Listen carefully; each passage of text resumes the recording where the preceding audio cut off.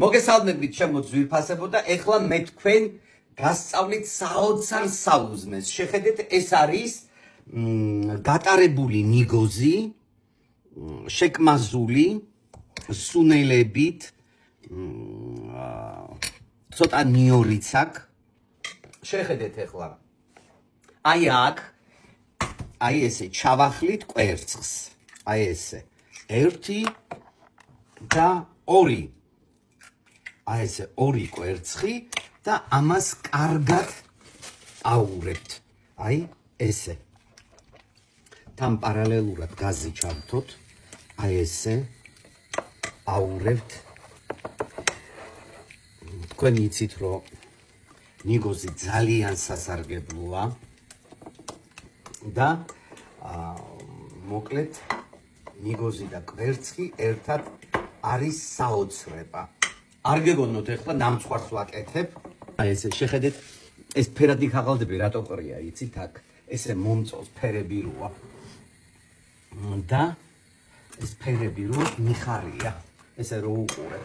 ავიღებთ კარაქს, კარაქით ვწვავ ხოლმე.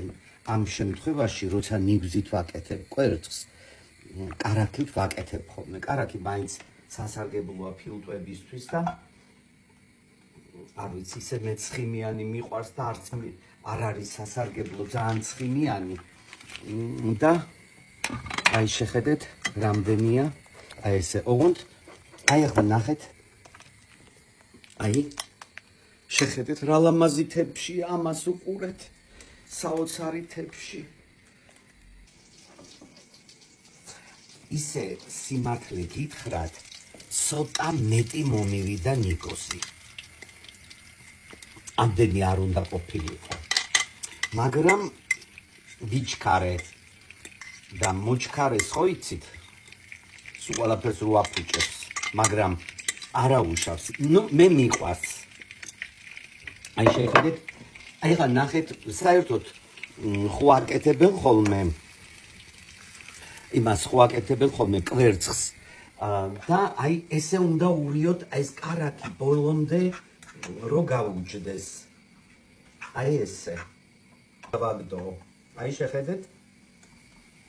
მოდით, ნახეთ. აი ესე. აი ესე. სასწაული გამო. იცით რა გემრიელია, ვერ აგიღწერთ. აი ორ ნაჭერ პულს გავხუხავ. ისე რატო ეს გახუხვა? აი გავხუხე 2 ნაჭერი პული და ამასთან ერთად შევჭამ. ეს უკვე მზად არის. სხვათა შორის არ გამოიყურება ლამაზად,